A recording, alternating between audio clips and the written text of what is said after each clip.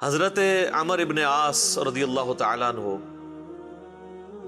یہ عربی میں جب عمر لفظ لکھا جاتا ہے نا تو یہ واو کے ساتھ لکھا جاتا ہے۔ عمر جس طرح لکھا جاتا ہے اسی طرح عمر بھی لکھا جاتا ہے، لیکن عربی اس میں فرق کرتے ہیں، اس کو لکھتے ہیں عمرو۔ وہ اردو میں لوگ پڑھ رہے ہوتے ہیں نا عمرو، یہ عمرو عیار کی کہانیاں، وہ لفظ بھی ڈیوائس بیسیکلی حضرت عمر بن عاص سے ہوا ہوا ہے، کیونکہ برین ان کا بہت تھا۔ اچھا، لیکن وہ لفظ ہی غلط ہے، لفظ عمرو تو کوئی لفظ ہی نہیں ہے، لفظ ہے امر۔ لکھا ہوتا ہے عمرو لیکن اس کا مطلب واو جو ہے وہ سائلنٹ ہوتا ہے، اور واو کا مطلب یہ ہے کہ آپ نے اسے پیش کی بجائے زبر سے پڑھنا ہے، عمر کی بجائے پڑھنا ہے امر۔ تو حضرت عمر بن عاص رضی اللہ تعالیٰ عنہ، یہ آپ سمجھ لیں کہ قریش مکہ، مشرکین عرب کے تھنک ٹینکس میں سے تھے۔ گفتگو کرنے کا بھی ان کو فن آتا تھا، اور معاملہ فہمی اور چیزوں کو ہینڈل کرنا یہ ان پہ ختم تھا، اور ینگ ایج کے اندر۔ اس کا اندازہ آپ اس بات سے لگائیں کہ جب مسلمان ہجرت کر کے نجاشی کے پاس چلے گئے تو مشرکین عرب نے اپنا سفیر بنا کر جس شخص کو بھیجا کہ وہاں پہ جا کے ایک عیسائی بادشاہ سے مقدمہ لڑ سکے اور نعوذ باللہ مسلمانوں کو وہاں سے دوبارہ ملک بدر کروایا جائے، تو جس شخصیت کا انتخاب کیا وہ عمر بن عاص تھے۔ اس وقت ظاہر وہ مسلمان نہیں ہوئے تھے۔ بہرحال وہاں پہ پھر قرآن کی طاقت کام آئی۔ حضرت علی کے جو بھائی تھے جعفر بن ابی طالب، انہوں نے سورہ مریم کی جب تلاوت کی نجاشی کے دربار میں، بسم اللہ الرحمن الرحیم، یا زکریا انا نبشرک بغلام اسمه یحیی لم نجعل له من قبل سمیا قال ربی انا یکون لی غلام وكانت امرأتی عاقرا وقد بلغت من الكبر عتیا قال كذلك قال ربك هو علي هين۔ تو پھر اللہ تعالیٰ کی گفتگو کے سامنے بڑے سے بڑا بھی کوئی سفیر ہو، اس کی زبان کا اثر تو پھر ختم ہو جاتا ہے۔ تو نجاشی کی حالانکہ عمر بن عاص سے بڑی پرسنل دوستی بھی تھی، یہ بڑے ان سے تحفے بھی ان کے لیے لے کے گئے، وہ تحفے بھی اس نے واپس کر دیے۔ وقد خلقتك من قبل ولم تك شيئا قال رب اجعل لي آية قال آيتك ألا تكلم الناس 3 ليال سويا فخرج على قومه من المحراب فأوحى إليهم أن سبحوا بكرة وعشيا يا يحيى خذ الكتاب بقوة وآتيناه الحكم صبيا وحنانا من لدنا وزكاة وكان تقيا وبرا بوالديه ولم يكن جبارا عصيا وسلام عليه يوم ولد ويوم يموت ويوم يبعث حيا۔ اس نے کہا بھائی لے جاؤ، تم سونے کے اگینسٹ بھی ان کو تولو نا تو میں تب بھی تمہیں یہ واپس نہیں کروں گا، ٹھیک ہے۔ پھر زمین سے اس نے تنکا اٹھا کے کہا کہ یہ جو سورہ مریم میں حضرت عیسیٰ کا سٹیٹس آیا نا کہ وہ اللہ کے بندے تھے، والله ما عدا عيسى ابن مريم ما قلت هذا العقد، اللہ کی قسم عیسیٰ ابن مریم ایک تنکے کے برابر بھی اس سے زیادہ ان کا مرتبہ نہیں تھا جتنا تم نے بیان کیا ہے، یعنی اس میں ہم غلو نہیں کر سکتے کہ انہیں ڈیوینٹی میں کلیم کر دیں۔ یہ سمجھدار لوگ تھے، یہ وہاں سے مایوس ہوئے۔ اسی دوران صلح حدیبیہ بھی ہو چکی تھی، مسلمانوں کی پاور تسلیم ہو چکی تھی۔ تو حضرت خالد ابن ولید اور عمر بن عاص یہ دونوں بڑے جگری یار تھے، ایک بڑا بہترین پلانر تھا اور دوسرا بہت بڑا جنگجو تھا۔ تو صلح حدیبیہ کے بعد نا ان لوگوں کو اندازہ ہو گیا کہ اب اسلام کا گراف اوپر ہی جا رہا ہے، شرح صدر بھی ہو گیا۔ خالد ابن ولید کا ایک بھائی تھا ولید ابن ولید، وہ مسلمان پہلے ہی ہو چکا ہوا تھا۔ تو وہ بھی کچھ اثر تھا خالد بن ولید کے اوپر کہ وہ اتنا بزدل تھا، اور مسلمان ہونے کے بعد اتنا وہ طاقتور ہو گیا کہ اس نے مشرکین عرب کے قافلے لوٹنا شروع کر دیے۔ تو وہ اپنے دوستوں میں فخر کرتے تھے، حالانکہ ہے دشمن تھے لیکن کہتے تھے یار بہادر تھے، پھر نکلے نا میرا بھرا۔ یہ سارا کچھ نا عمر سیریز کے اندر انہوں نے فلمایا ہوا ہے۔ يضحكك ما حقه أن يبكيك؟ الوليد أخي الوليد ما علمت له عزما قبل اليوم. أجل والله إني لأنكر عمله وأفخر به. كيف يجتمعان؟ يجتمعان. تو حضرت عمر بن عاص جو ہیں وہ سمجھدار آدمی تھے. انہوں نے سمجھ لیا خالد بن ولید سے ملاقات ہوئی اور بائی چانس وہ حبشہ سے آ کے مدینہ شریف جا رہے تھے اسلام قبول کرنے, اور یہ مکے سے مدینے جا رہے تھے. خالد إنك والله عمرو. راستے میں ملاقات ہو رہی اور دونوں ایک دوسرے کو بتانے کے لیے تیار نہیں ہو رہے کس لیے جا رہے ہیں. لیکن پھر جب گپ شپ ہوئی تو اندازہ ہوا, تو حضرت خالد نے کہا کہ بھئی مجھے لگتا ہے کہ یہ اللہ کے پیغمبر ہیں, اللہ کی غیبی تائید ہے ان کے ساتھ. أجب أنت. ما أخرجك؟ يا أبا عبد الله والله لقد استقام المنسم وإن الرجل لنبي أذهب إليه فأسلم. وذلك الذي أخدمني. تو عمر بن عاص کہتے ہیں کہ مجھے بھی لگتا ہے ایسے. تو پھر کیا ارادہ ہے؟ تو کہتے ہیں ہم ان کی بیعت کر لیتے ہیں, اسلام قبول کر لیں. تو پھر انہوں نے اسلام قبول کیا. پھر نبی علیہ السلام نے ان کے ساتھ بڑی شفقت بھی فرمائی.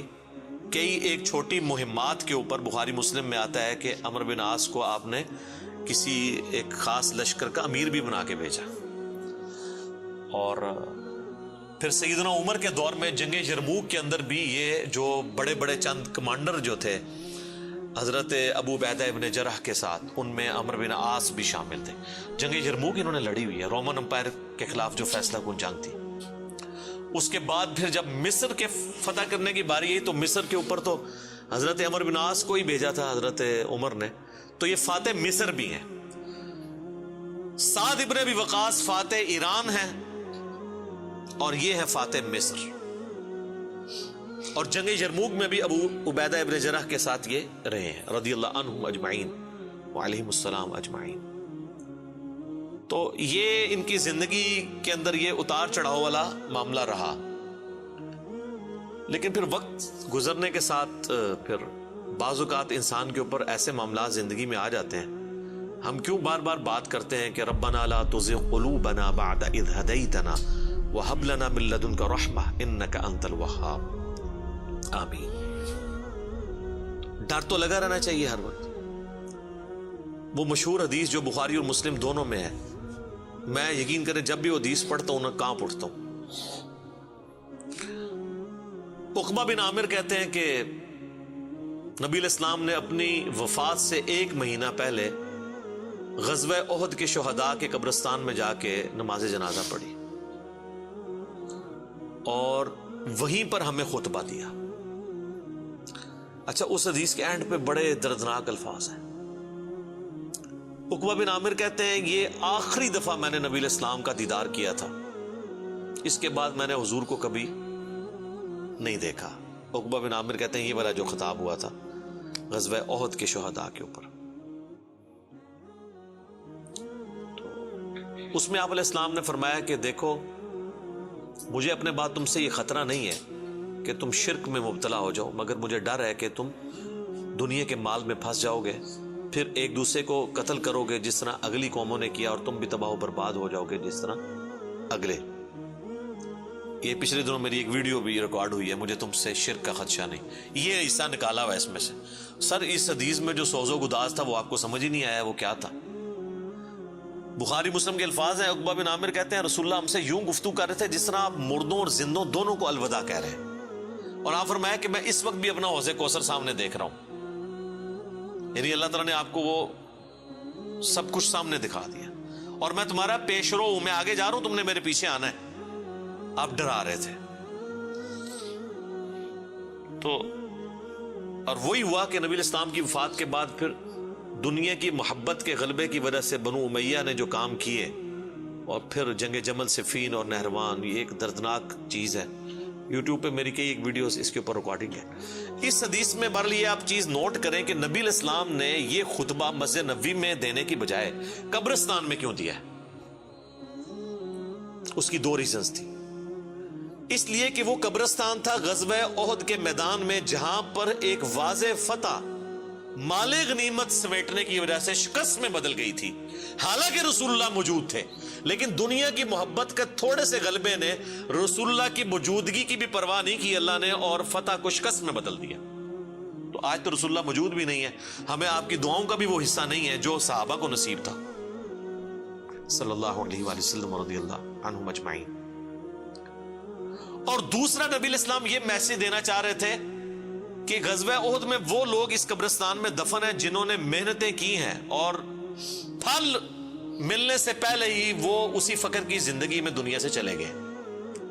حضرت حمزہ ابن عبد المطلب نے تو اسلام کا گولڈن پیریڈ نہیں دیکھا نا، ان تو قربانیاں دی ہیں نا۔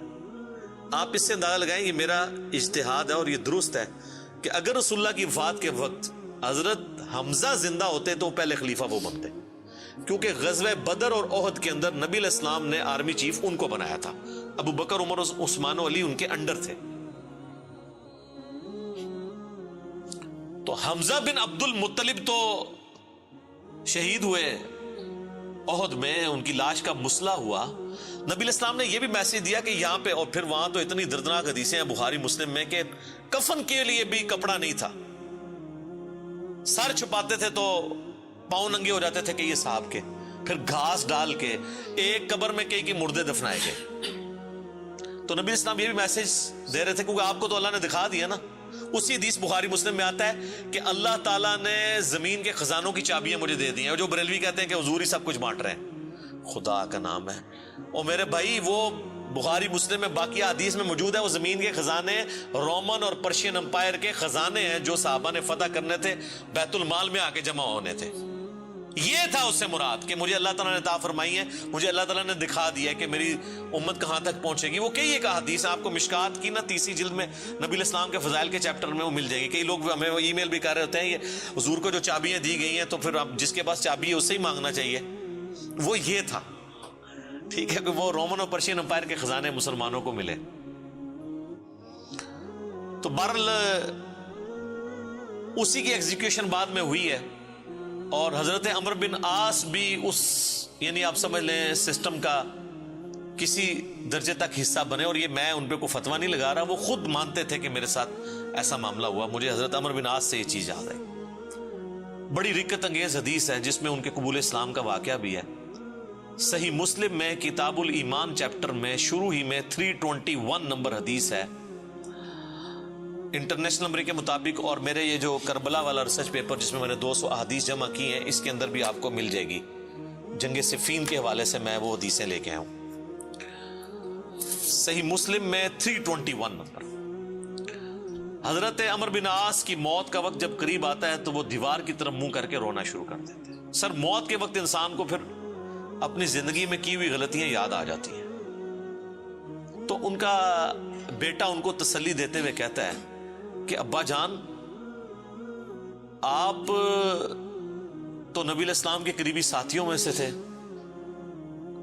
آپ نے رومن امپائر کی جنگیں لڑی ہوئی ہیں، جنگ یرموک، جہاد میں آپ شامل رہے ہیں، اتنے اتنے بڑے فضائل ہیں آپ کے لیے۔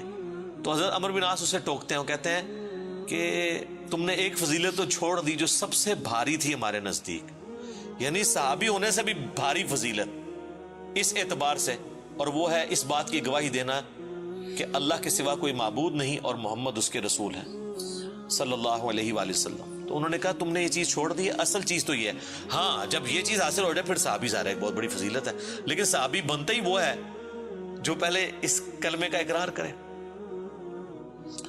تو کہتے ہیں کہ اب وہ بیٹے کو وجہ بتاتے ہیں اپنے رونے کی، کہتے ہیں کہ بیٹا ایک وہ وقت تھا کہ مجھے رسول اللہ سے بڑی دشمنی تھی، نعوذ باللہ، اور میری زندگی کی سب سے بڑی خواہش تھی کہ اگر رسول اللہ صلی اللہ علیہ وآلہ وسلم کے بارے میں مجھے کوئی موقع ملے تو میں انہیں قتل کر دوں، نعوذ باللہ۔ میرا دل ان کے بغض سے بھرا ہوا تھا۔ اے میرے بیٹے، اگر میں اس وقت مر جاتا تو سیدھا جہنم میں جاتا، لیکن پھر اللہ تعالیٰ نے میرا سینہ اسلام کے لیے کھول دیا۔ رسول اللہ صلی اللہ علیہ وآلہ وسلم کی محبت میرے دل میں جاگزی ہوئی، اور وہ کہتے ہیں پھر مجھے اس دنیا میں رسول اللہ سے بڑھ کر کوئی محبوب نہیں تھا صلی اللہ علیہ وسلم۔ اور کہتے ہیں میرے بیٹے، پوری زندگی نبی علیہ السلام سے مجھے محبت اور عقیدت کا وہ لیول تھا کہ میں نے کبھی بھی آنکھ بھر کے حضور کے چہرے کی طرف نہیں دیکھا، اور اگر تم مجھ سے پوچھو نا کہ میں حضور کے چہرے کے خد و خال بیان کروں تو نہیں کر سکتا. میں نے زندگی میں حضور کی ادب کی وجہ سے کبھی آپ کے چہرے کو نگاہ بھر کے بھی نہیں دیکھا. اوئے ہوئے ہوئے. اور کہتے ہیں میرے بیٹے میں اس وقت مر جاتا تو سیدھا جنت میں جاتا جب میں نے اسلام قبول کر لیا. اور پھر وہ ساتھ بتاتے ہیں, کہتے ہیں میں جب اسلام قبول کرنے کے لیے گیا تو نبی علیہ السلام نے اپنا دایاں ہاتھ آگے بڑھایا تو میں نے بھی آگے بڑھا کے پیچھے کھینچ لیا, اور میں نے کہا یا رسول اللہ پہلے مجھے گارنٹی دیں کہ میرے پچھلے سارے گناہ معاف ہوں جو میں نے اسلام کے خلاف کیے ہیں.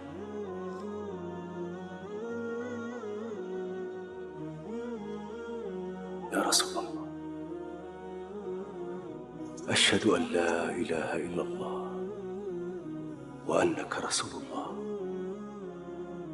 وإني أسألك مثل الذي سأل خالد فادع لنا صلی اللہ علیہ. تو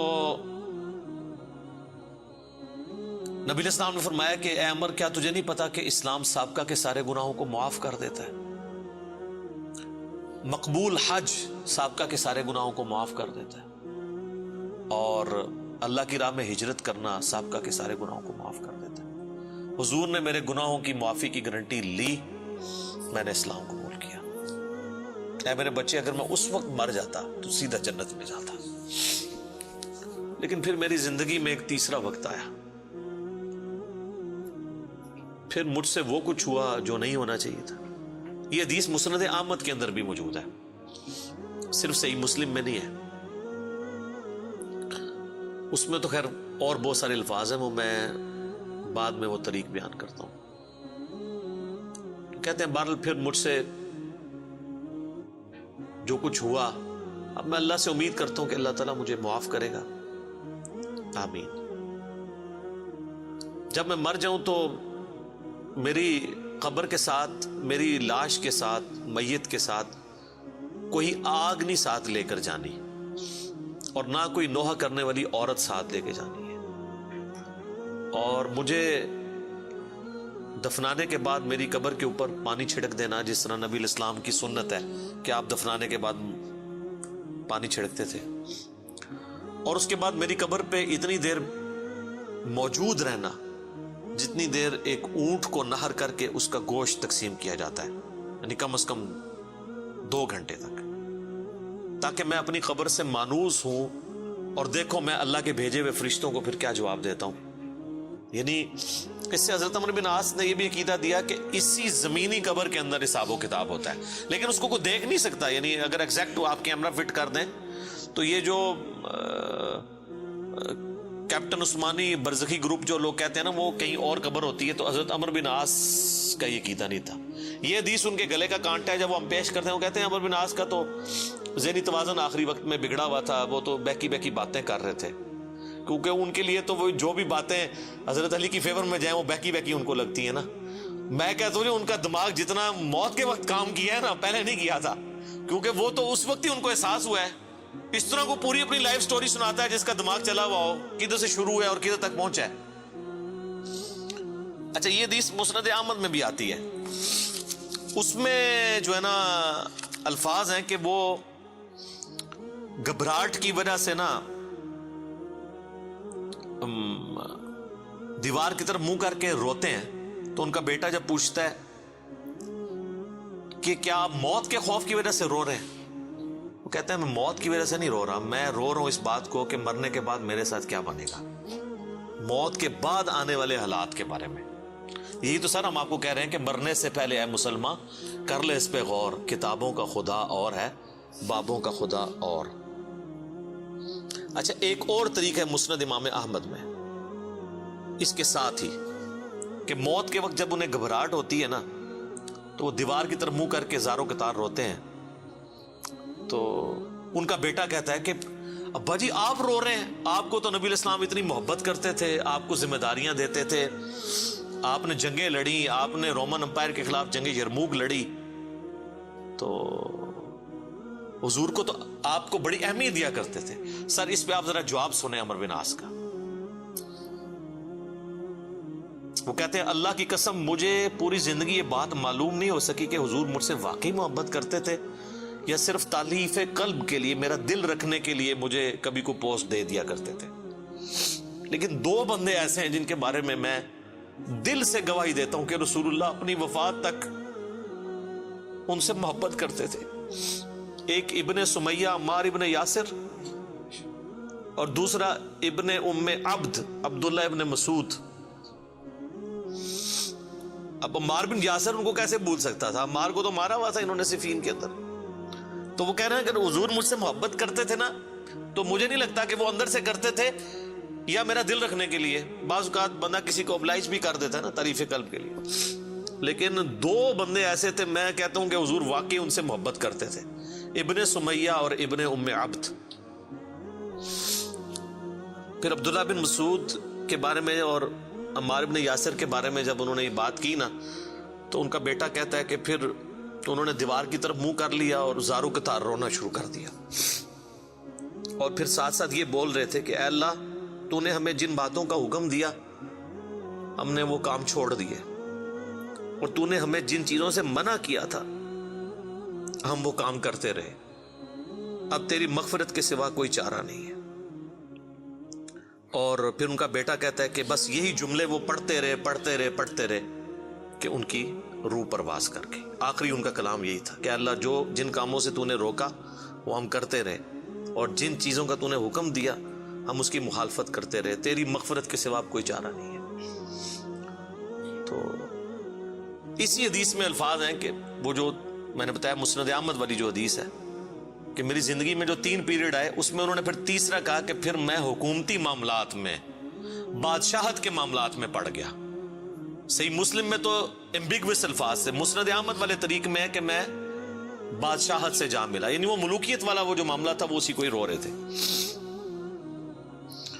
مسند امام احمد میں ایک حدیث ہے کہ جب عمار بن یاسر کی قتل کی خبر ملی جنگ صفین میں، تو ایک شخص آ کے عمر بن عاص کو بتاتا ہے کہ عمار قتل ہو گئے ہیں. تو حضرت عمر بن عاص بلند آواز سے پڑھتے ہیں انا للہ و انا الیہ راجعون، اور وہ بھاگتے ہوئے حضرت معاویہ کے پاس جاتے ہیں اور کہتے ہیں کہ معاویہ، تو عمار کو ہماری فوج نے قتل کر دیا، عمار قتل ہو گئے، اور میں نے رسول اللہ سے سنا تھا کہ عمار کو ایک باغی جماعت قتل کرے گی. تو حضرت معاویہ بجائے یہ کہ رجوع کرنے کے، عمر بن عاص کو کہتے ہیں کہ تو اونٹ کی طرح اپنے پیشاب میں پھسلتا ہے، یعنی تجھے خود یہ اس حدیث کا پتہ ہے اور تو خام خواہ اس کا چرچا کر کے لوگوں کو بتانا چاہ رہا ہے کہ علی حق پہ ہے اور ہم نہ حق ہیں. تو ہم نے اس کو مارا ہے، اس کو تو علی نے مارا ہے، نہ علی لاتا اس کو اور نہ وہ جنگ کے اندر قتل ہوتا ہے، یہ تو علی نے لا کے ہمارے نیزوں کے آگے اسے پھینکا ہے.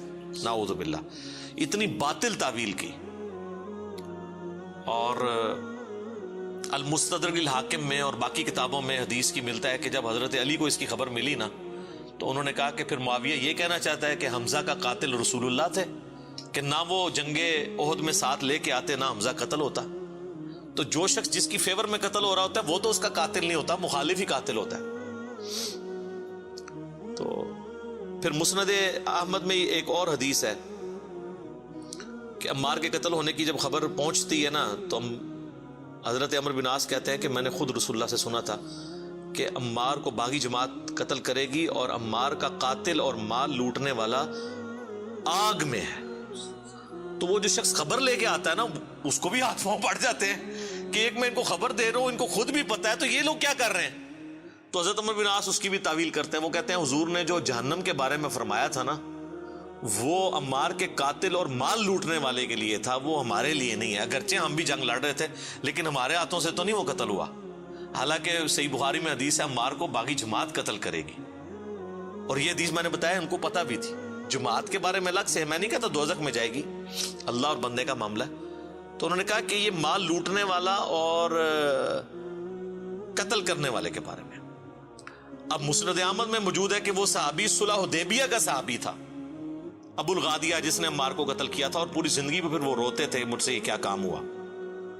تو اس پہ خیر ابن حجر اسقلانی نے بڑی کوشش کی ہے، انہوں نے بحث کی ہے کہ نہیں، صلح حدیبیہ کی فضیلت اسے کور کر لے گی، امید ہے کہ وہ جنت میں ہی جائے گا جہنم میں پھیرا لگائے بغیر. تو شیخ البانی نے پھر اس کے اوپر گرفت کی ہے کہ نہیں، جو عام فضیلت ہوتی ہے نا جب کسی معاملے میں تخصیص آ جائے تو عام فضیلت اٹھ جاتی ہے. جب حضور نے فرما دیا نا کہ مار کا قاتل اور مال لوٹنے والا جہنم میں ہے، تو اب یہ ایک تخصیص آ گئی ہے. جب تخصیص آ جائے نا تو حکم عام اٹھ جاتا ہے اس شخص کے لیے. لہٰذا آپ یہ تعویل نہ کریں. شیخ البانی یعنی انہوں نے حق گوئی کا مظاہرہ کیا. بہرحال یہ اللہ اور بندے کا معاملہ ہے، ہم کوئی کسی کی آخرت کا فیصلہ نہیں کرتے. بہرحال یہ حقیقت ہے کہ حضرت علی اپنی وفات تک ان لوگوں سے ناراض رہے ہیں. المصنف ابن ابی شیبہ میں موجود ہے. تابعی کہتے ہیں ہم نے حضرت علی کے پیچھے نماز میں قنوت نازلہ پڑھی ہے. حضرت علی قنوت نازلہ میں پڑھتے تھے اللہم علیک بمعاویۃ و اشیاعہ و عمر ابن عاص و اشیاعہ و ابا سلمی و اشیاعہ. اس میں عمر بن عاص کا بھی نام ہے. اے اللہ معاویہ کے شیعہ اور معاویہ اور اس کے شیعہ کو برباد کر، عمر بن عاص اور ان کے شیعہ کو برباد کر. یہ حضرت علی قنوت نازلہ پڑھا کرتے تھے. اچھا انہوں نے اردو میں ترجمہ کیا ہے اے اللہ معاویہ اور اس کے شیعہ کو سنبھال لے. اب کیسا لفظ استعمال، لفظ آتا ہے نپٹ لے. وہ آپ کہیں وہ کہیں گے سنبھال مطلب ہے کہ انہوں نے سام، تو وہ تعویل کریں گے. تو میں نے اس لیے ترجمہ کیا تباہ و برباد کر، کیونکہ یہ علیکہ کے ساتھ جب بات کی جاتی ہے نا تو یہ آپ قنوت نازلہ پڑھ رہے ہوتے ہیں نا یہود و نصارہ کے اوپر بھی، تو اس میں بھی اللہم علیکہ یہ تو نہیں تھا ان کو سنبھال لے. سنبھال لیتے سانو ہی اللہ سانو سنبھال رہا تھے یار. تو وہ ترجمہ ایسا کرتے ہیں کہ وہ اس کو نا بدل دیتے ہیں. بہرحال آج کی ڈیٹ میں ہم تو یہی کہیں گے کہ حضرت عمر بن عاص رضی اللہ تعالیٰ عنہ کا موت کے وقت رونا اور اللہ کی طرف رجوع لانا، اللہ تعالیٰ ان کی غلطیوں کا کفارہ اس کو بنائے. باقی انشاءاللہ تعالیٰ ایک تو چیز ہے، حضرت عمر بن عاص کے لیے مجھے مولا علی سے ایک گارنٹی مل گئی ہے.